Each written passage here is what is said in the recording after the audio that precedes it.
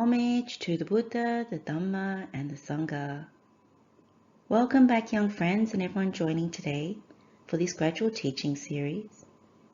We are currently looking at the Buddha's gradual instructions on danger in sensual pleasures. And in today's session, we're doing guided meditation on the Potaliya Sutta, on the simplified similes. We do this meditation in order to correct our view towards sensual pleasures, and in doing so, learning how to develop more wisdom. And by developing wisdom, we create more luminosity in the mind. The mind gets more peaceful and calm by seeing correctly, and in that way, the mind gets happy, and with that happiness, we can direct that towards many different things. One of the things to know about this meditation is that it's not a particularly easy meditation, because seeing sensual pleasures correctly is an important thing, but we need some help in order to correct our view. And so we use the Buddha's similes as skillful means when we contemplate them. So it's important to start, to give it a go, even if it's difficult, and to think of these similes a little like puzzles where we're trying to unlock the truth. In our life, we are conditioned to run towards sensual pleasures. We use them to overcome unhappiness and simply being conditioned in this way. So when we meditate using the Buddha's instructions, we learn to be more careful. We learn to see more clearly when it comes to sensual pleasures, to choose more wisely, and to have more equanimity towards wanting sensual pleasures because we see them for what they are. And we learn as we go along. So get into a comfortable position, keep your eyes relaxed or gently closed, and let's begin by reflecting on our conviction towards the Buddha, because this will help us with this meditation, because we need all the help that we can get. So when you remember the Itipiso Gatha, where we say the Buddha is the Blessed One who is worthy, the perfectly enlightened one. He is consummate in knowledge and conduct, so he's highly attained. He is well gone, knower of the world. The Buddha is unsurpassed as a trainer of people who are ready to be trained. And he's the teacher of divine beings, devas, and human beings. And the Buddha is awakened. He is blessed. So when we recollect the Buddha, any conviction that we have developed through our meditation, through what we've learned from the Buddha, seen it directly for ourselves, our gratitude to the Buddha for his teachings, for showing us the way, we use that in this meditation.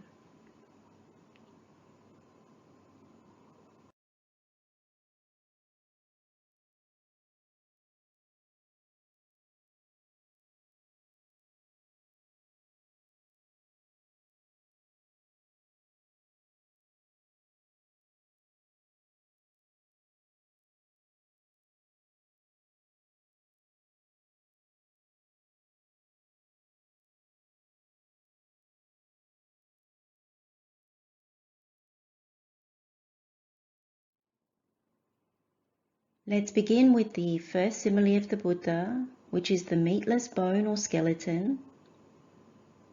And the Buddha is asking us to see this as sensual pleasures. So the Buddha's simile, he tells us there's a hungry and weak dog who's waiting outside a butcher shop and is waiting to be tossed something by the butcher. he ends up being tossed a meatless bone smeared with a little bit of blood. And the dog goes towards that meatless bone and is hoping to get rid of the hunger and weakness by chewing on the meatless bone. Very soon, the hungry dog realizes that it's only a bone with that little bit of blood. It licks it and chews it and comes to realize that there's no substance, not much meat, very little gratification, very little pleasure from chewing on the bone. The more it chews, the more it gets tired and weary and inevitably disappointed. So the Buddha is telling us to use this simile to see that sensual pleasures are like the meatless bone, like the skeleton. There's not much there, no substance. And what we do to get this sensual pleasure is much suffering, much despair. And so the danger is great in it.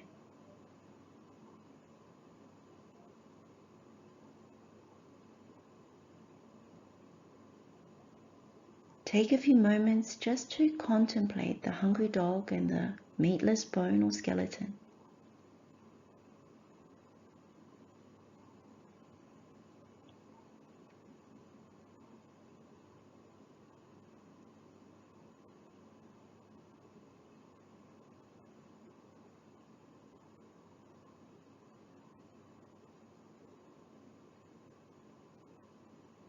Bring into your mind what it would be like for that hungry dog, chewing on a bone that doesn't have very much meat on it, maybe nothing there at all.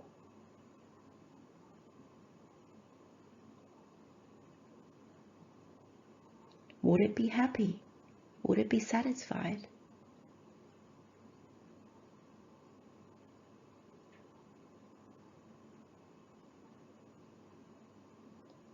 How hard is it working to chew on that bone?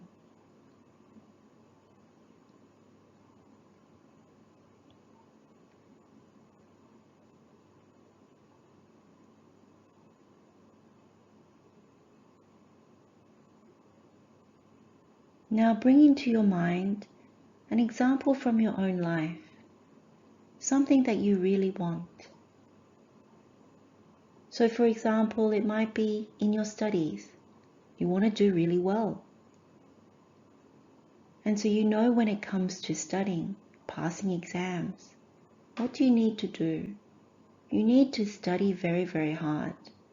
You need to put in the hours to do the assignments, read all the books, and then sit for all the tests.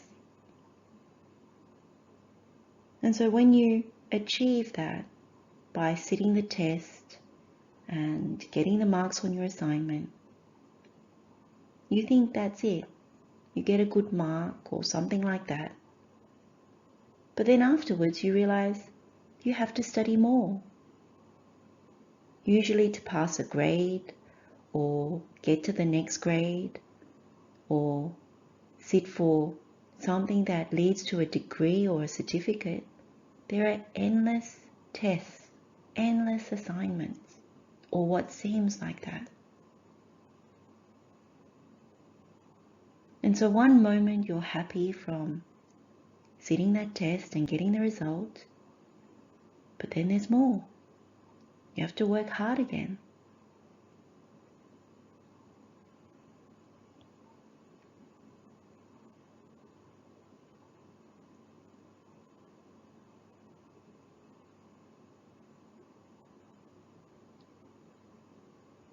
Or another example might be something more material, something that you want, a new gadget, maybe concert tickets or being able to go on a trip.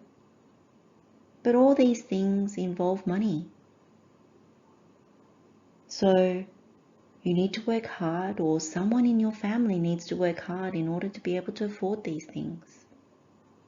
that experience is like the hungry dog. You get very tired, very weak. And then when you get that new gadget or that experience, you realize that at times when you investigate your example, really go into it, sometimes that experience isn't what you thought it was going to be. It wasn't as great as you thought it was going to be. Or maybe it's short-lived, very fleeting. And then you have to look for something else that you can enjoy. And so when you contemplate one of your own examples, whatever that might be, really see that what you're going towards, what it is that you want to achieve or enjoy, it's like the meatless bone or the skeleton.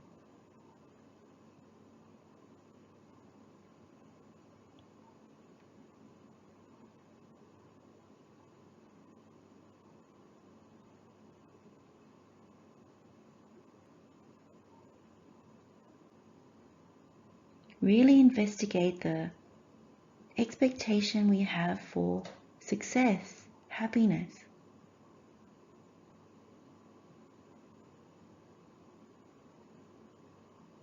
The pain of working hard. Can you see that in this experience?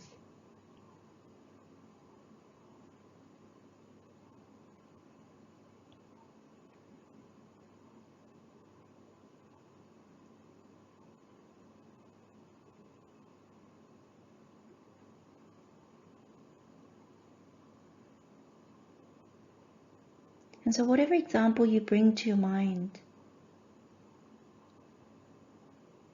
if you see the experience in this way, you start to see the danger that comes with sensual pleasures. Maybe things that you haven't considered before in that way, what the Buddha is pointing to.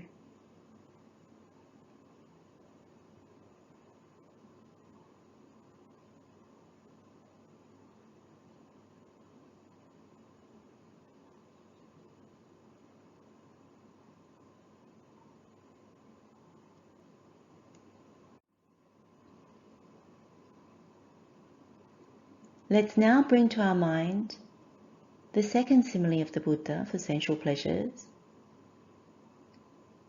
And the Buddha explains that there's a vulture or a hawk or some kind of bird that has seized on a piece of meat and is flying away. And then it's being pursued by another vulture or hawk or some kind of other bird. And those birds are pecking on it and trying to claw and steal the piece of meat. And the bird doesn't want to let go. The vulture or the hawk that has seized the piece of meat doesn't want to let go.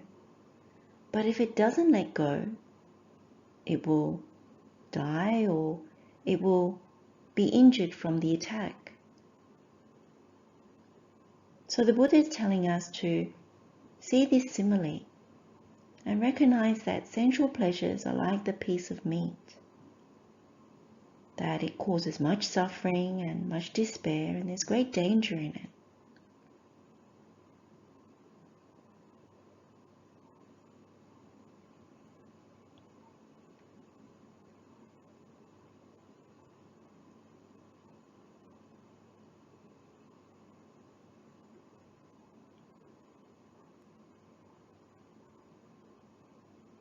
Again, in our meditation, we can bring our own example. There are many different kinds of example that we can bring to this.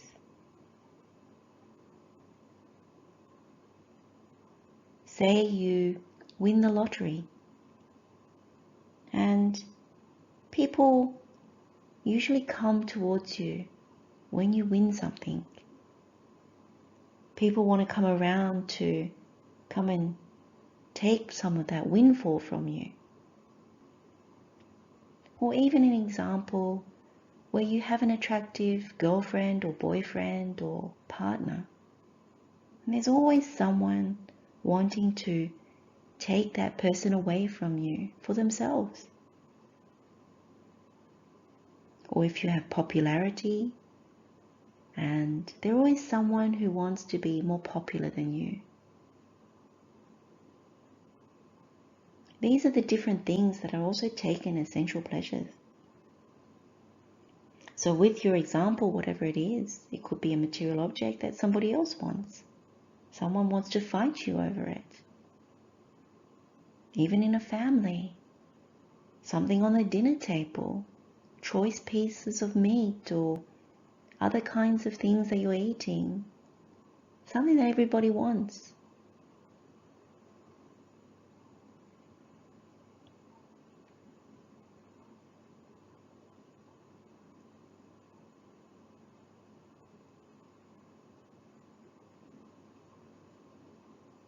So when you investigate in your mind, think of an example that is useful to you. Think about when you're holding on to that and someone is fighting you for it. You get into a disagreement, maybe even a physical fight over something. When you want to protect whatever it is. And is it really pleasurable at that moment when you have to fight, when you have to defend? How much stress is involved? How much pain comes to that experience? Maybe in trying to protect it, in fighting over a sensual object, maybe there's lots of unwholesome actions that you have to take. So there's great suffering in that. Whatever you consider yours, there is great suffering over protecting those things.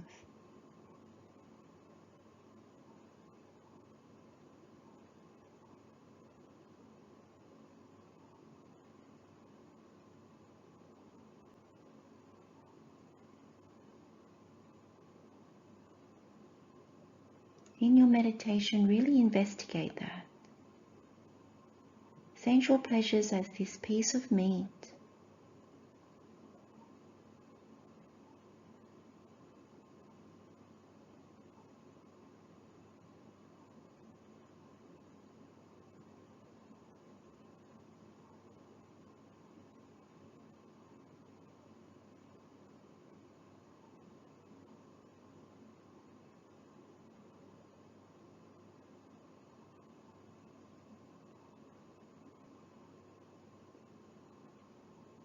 We can now look at the third simile that the Buddha has given us, which is the blazing grass torch as a way of looking at sensual pleasures. And the Buddha says that we see a man or a person who takes a grass torch that is blazing, and they are going against the wind. And if that person doesn't let go, then they'll get burnt. They might burn their hand or their arm or another part of their body. And when that happens and the fire isn't extinguished, then they can experience death or some kind of painful injury.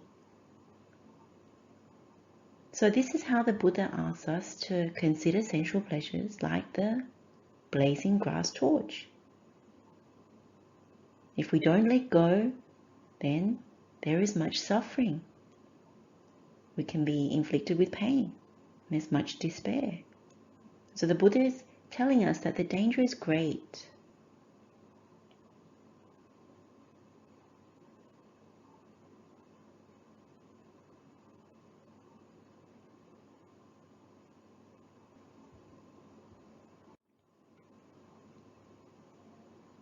Let's apply our own example. Similar to the blazing grass torch and going against the wind, it could be an example where we have something that we own that breaks, or when a pet gets sick, or someone we love, like our parents, one of them loses their job, or we have our best friend and we find out that they're moving to another country, or maybe we lose our phone. So sensual pleasures are usually things that are dear to us. things that we consider as ours, as me and mine. So when something happens to our sensual pleasures, then what happens is we experience great suffering, despair. It leaves some kind of burning trail where we're wishing it was otherwise.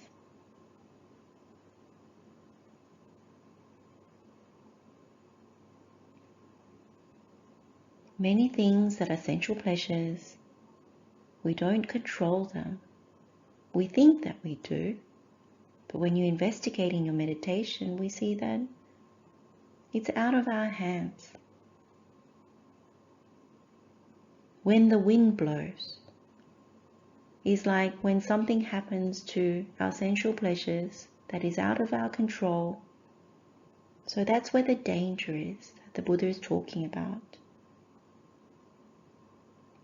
Take a few moments to really investigate an example of your own.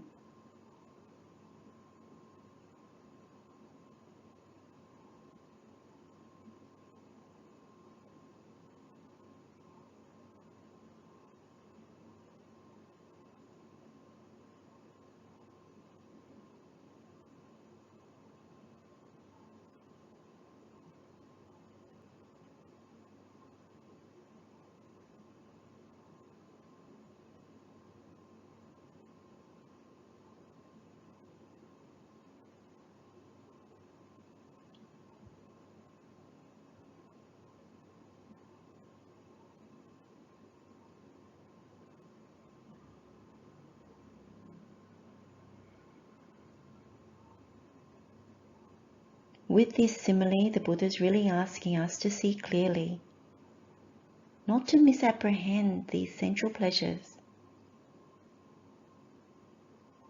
We develop very strong desires for these things, but when we see that they're prone to break, get sick, or something to happen to turn it the other way, then this is how we develop more equanimity towards these things. Rather than grasping and wanting, we become more measured, more wise. We choose not to get burnt, to have more care and caution around these things.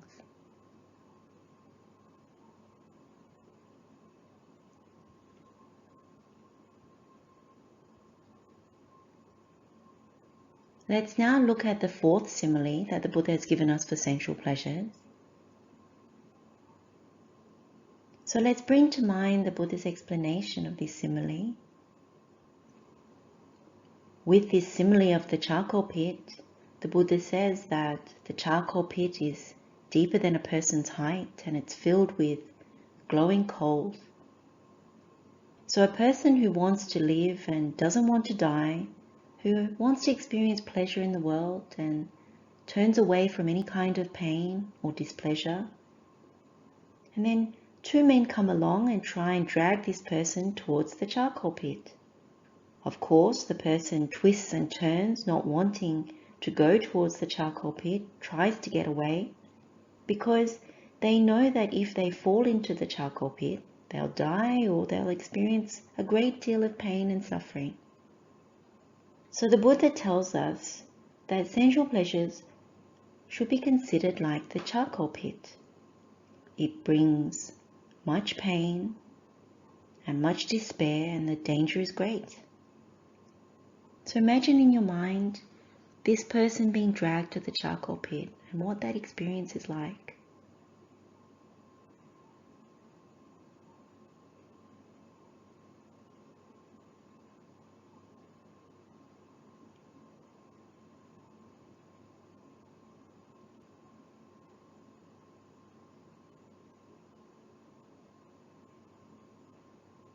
It's very difficult for us to see sensual pleasures as the charcoal pit. Usually we're running towards sensual pleasures, which is the equivalent of running towards the charcoal pit. So we bring our own example, something that we give value to, that we expect to experience happiness or pleasure from. So it could be people we consider friends, and we value certain friends over other friends. And what we don't see is when the person we consider a friend moves away, or they don't reciprocate, we get into a fight. When that happens, what we do is we go look for new friends or some kind of thing. If we like one subject at school, and then maybe you fail that class, what happens is we think, oh, we'll study something else. If we have family members that we really like more than other ones, but then when you argue, you realize, oh, there's dukkha in that, so you turn your attention to another family member, hoping that that one's better. Or maybe it's you get the latest phone, and then you realize, oh, but there's a better one that comes out. And so there's always wanting and valuing with sensual pleasures. We go running towards the charcoal pit. Think about your own example, something that you race towards, but you don't see it like a charcoal pit. But often it comes where we value something and then we realize that we want something else.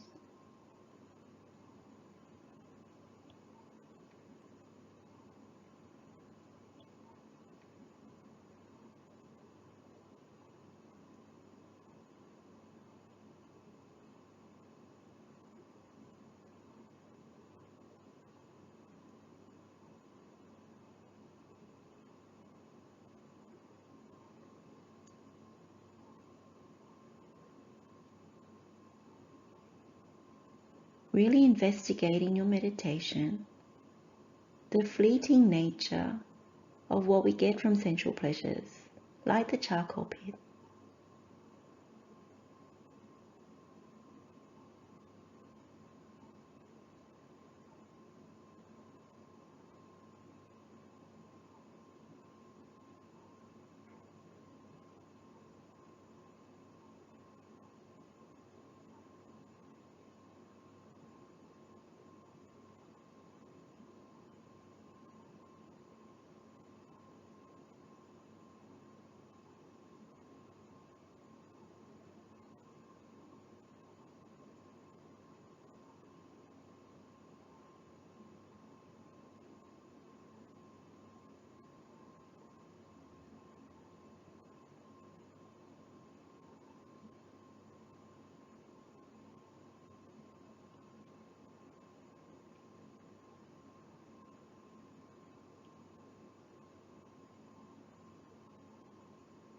Let's now look at the fifth simile that the Buddha gives us for sensual pleasures. And the Buddha talks about the dream. The Buddha describes that a person is dreaming, they see beautiful places in their dream, but when they wake up, they don't see anything. It's not there. So the Buddha encourages us to see sensual pleasures as a dream. It's hollow, has no substance. So when you wake up and you don't see anything there, you suffer a lot. You despair. Where is the dream? And so in that way, the danger is great. So we can all relate to this simile because we all dream. It's easy for us to understand this simile. We always dream about certain things that we want. And we always talk about our hopes and dreams. But what's true is we don't see dreams the way the Buddha sees them. So in our meditation, just take a few moments to just imagine this person is dreaming and then they wake up and nothing's there. It was all a dream. Whatever you were dreaming about, it evaporates.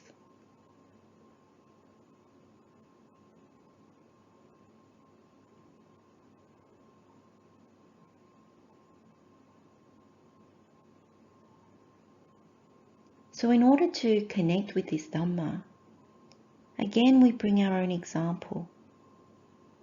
When we dream, we expect pleasure, success, something that will bring us happiness. We expect to gain something. If we get it, we think we're going to be happy. Waking up is really about reality. What's real? You think about the different things that we dream of. It could be a fancy car, a fabulous wardrobe, a wonderful partner, lots of friends, being wealthy, being popular, a great education, realizing an amazing job, whatever it is.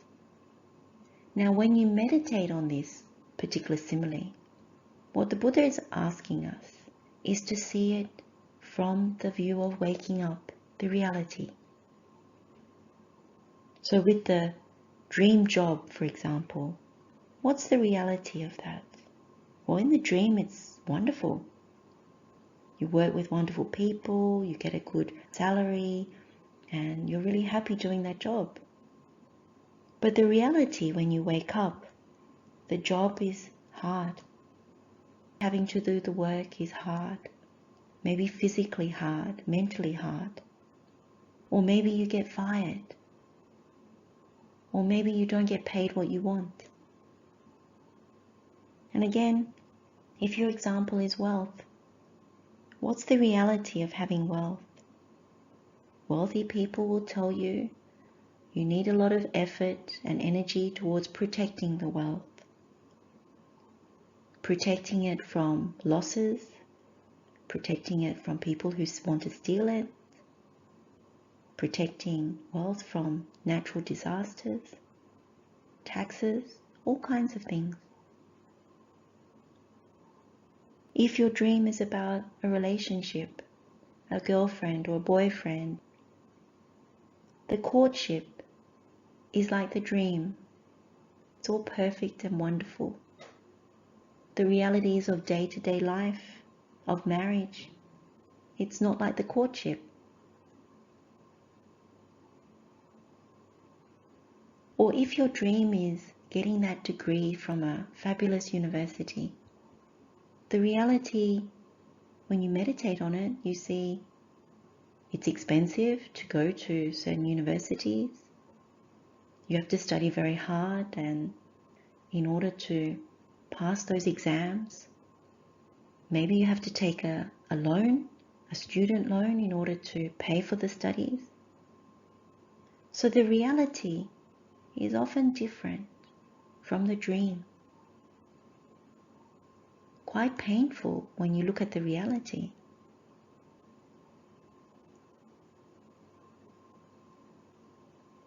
So take a few more moments just to contemplate this one, the dream versus the reality.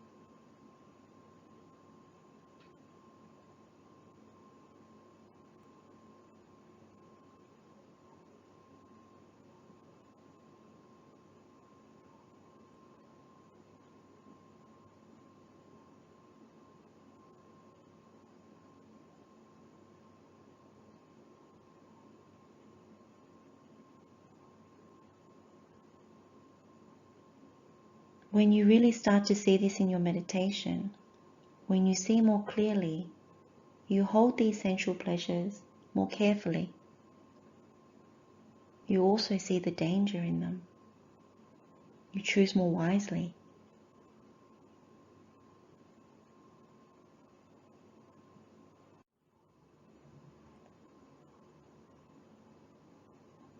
We can now look at the sixth simile that the Buddha has given us for sensual pleasures. So this is the borrowed goods. And the Buddha's explanation of this simile is, a person borrows goods on loan and they go into town and they're wearing or showing those borrowed goods. So the example that the Buddha gives is a carriage, a fine carriage, and wearing expensive jewelry. When the person goes to town and people see them, these people assume that they're rich, they're wealthy. So when the true owners see this, they decide to take back those borrowed goods. So they decide to take back the carriage and the jewelry that the person has borrowed. So when these things are taken back, the person who has borrowed them becomes very sad, very dejected. So this is the way the Buddha is asking us to view borrowed goods, sensual pleasures as borrowed goods. When they are taken back, we experience the pain of that. And so the danger is very great with these sensual pleasures.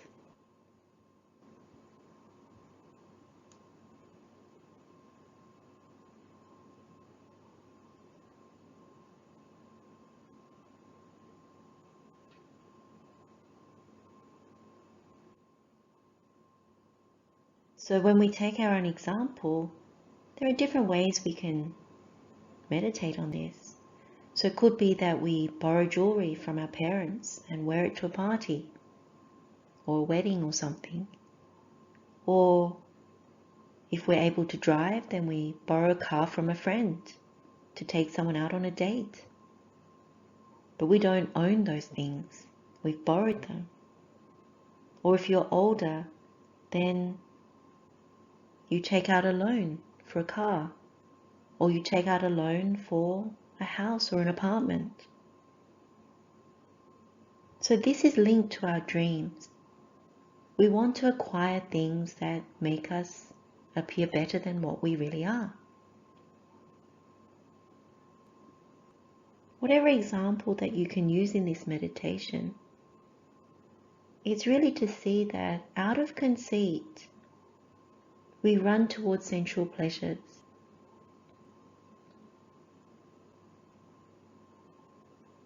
So take a moment to think about your own example where you borrow something from someone and they want it back, or you take out a loan and you have to pay interest, or when you can't pay, they repossess that item, whether it's a car or something else.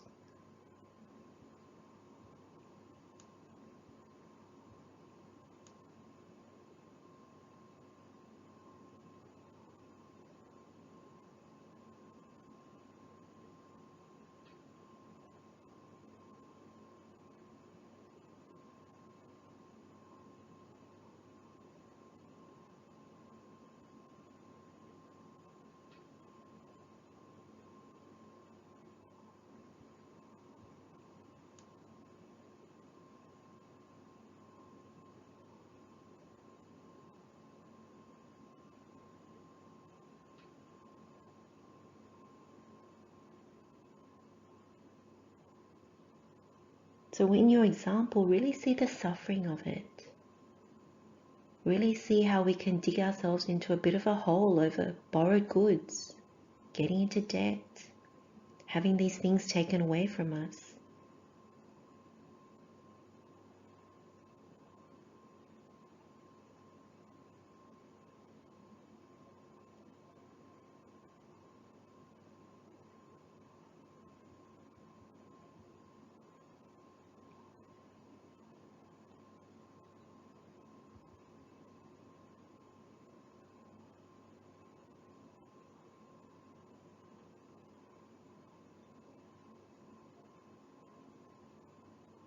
When we see this clearly, we are taking more caution, having more care about what we are driving ourselves towards.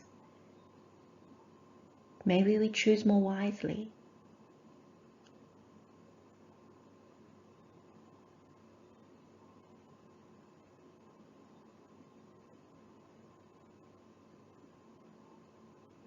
We can now look at the final simile that the Buddha gives us for sensual pleasures, and this is fruits on a tree. So the Buddha explains this simile by saying that there's a fruit tree that is filled with fruit and none of the fruit have fallen to the ground. So a person comes along searching for fruit and they see this fruit-laden tree and they think to themselves, I'll climb that tree and eat some of the fruit and also fill my bag with fruit. And while they're still in the tree, another person comes along and they're also searching for fruit. And they think to themselves, I don't know how to climb the tree, so I'll cut it down so I can get the fruit and also fill my bag. If the first person is still in the tree, so the person that climbed the tree and they're still in the tree, and if they don't come down quickly, when that second person cuts down the tree and it falls, then that first person will get injured, or they might die or experience some kind of injury from falling from the tree. So this is how the Buddha encourages us to see sensual pleasures like the fruits on a tree.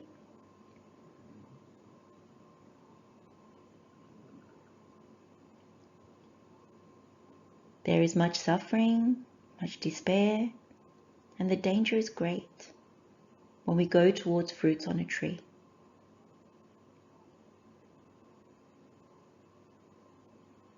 So take a few moments just to consider the scenario that the Buddha has given us and really focus on that first person who is still in the tree when the tree's been cut.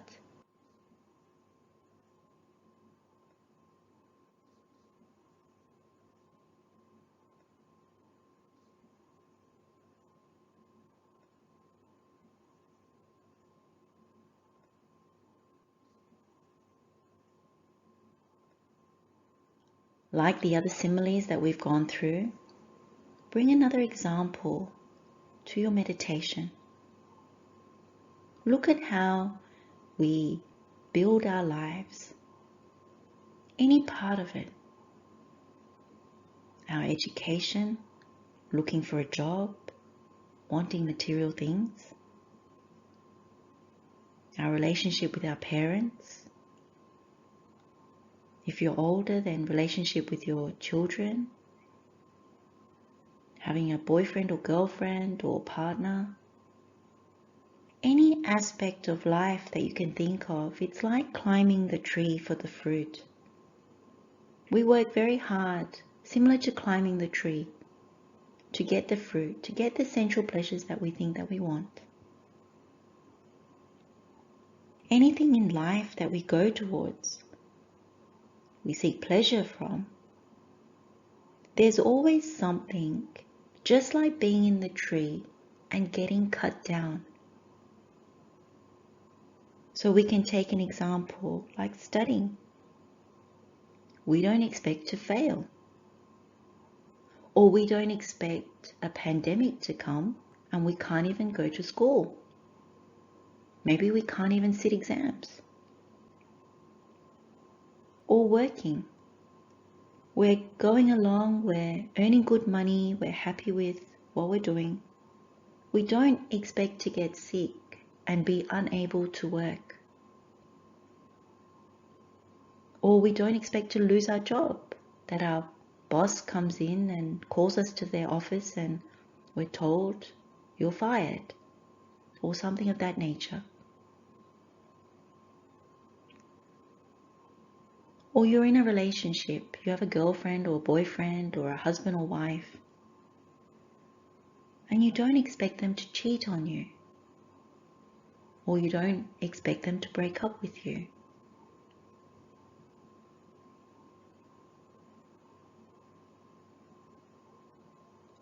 Or maybe it's an investment.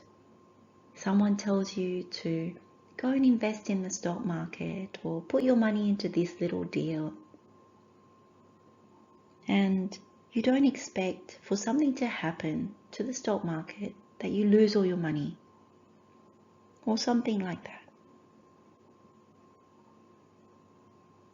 Or you buy a car and even early on, you don't expect for the car to break down or to have a car accident.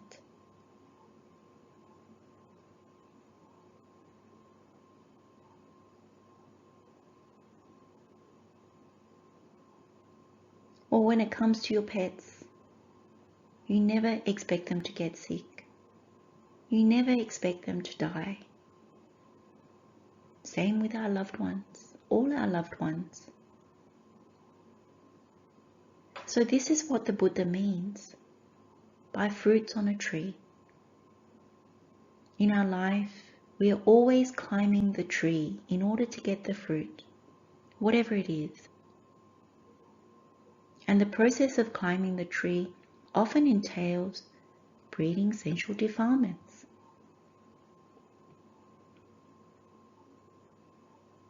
So take a few moments to consider your own example of climbing the tree in order to get the fruit and getting cut down.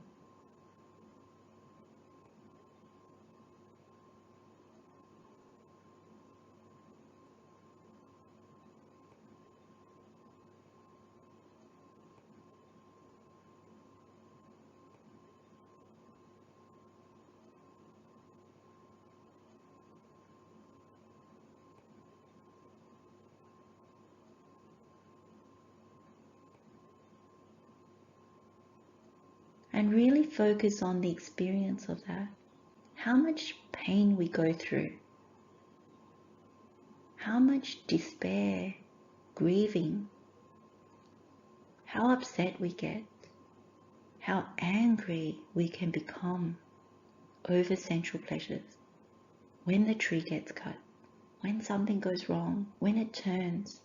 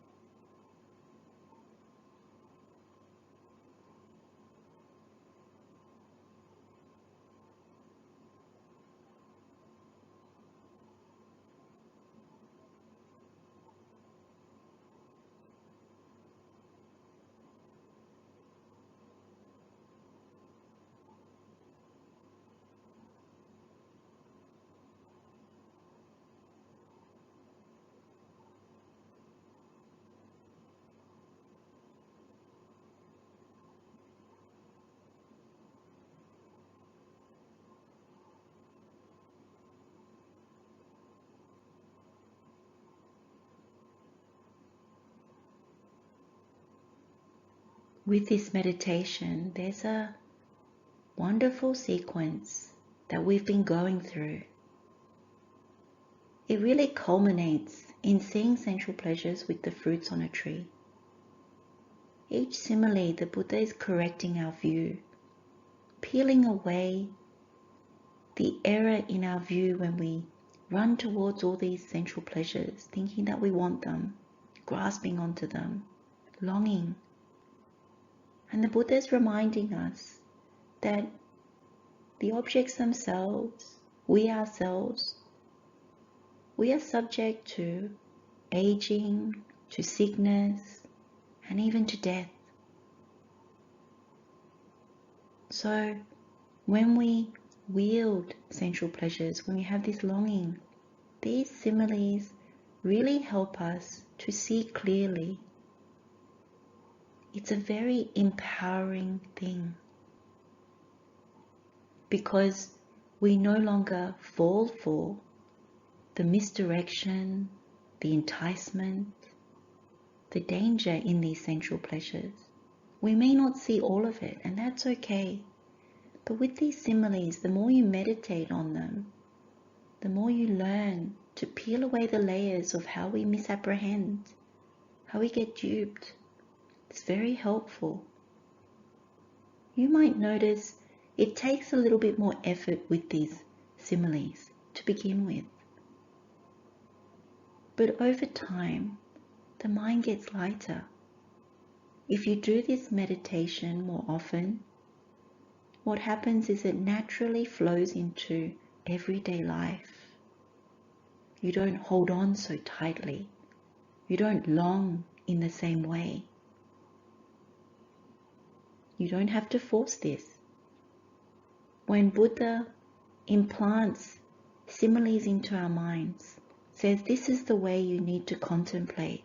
This is the way you need to start thinking. It's a blessing, a real blessing. Buddha is coming to us and saying, this is how you free yourself from the desperation that we have towards sensual pleasures, to know very clearly what can happen, how pleasure inevitably is actually quite painful, particularly when it's the things that we want, whether it's relationships, material objects, things that we want to gain from the world.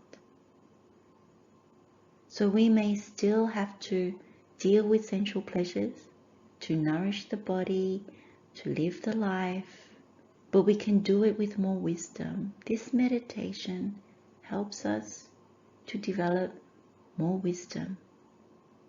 It's very powerful. It's one of the most powerful things we can do is to understand these similes.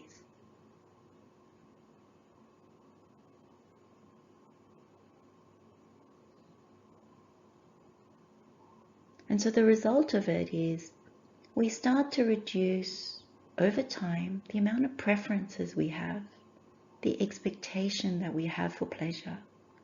We're more cautious, we're more knowing, and we safeguard ourselves from being unwise towards sensual pleasures and not wanting to breed more mental stains, more defilements. That's a good thing. We learn to keep more sila, more virtue around sensual pleasures.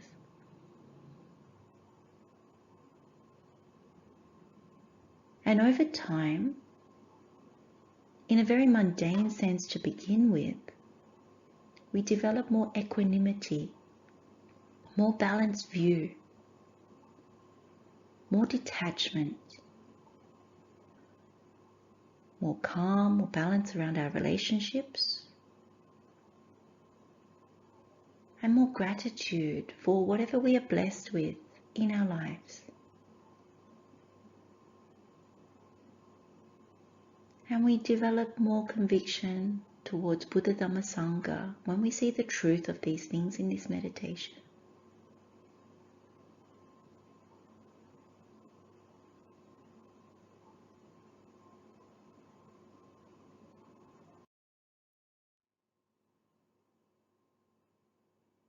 We can end our meditation here.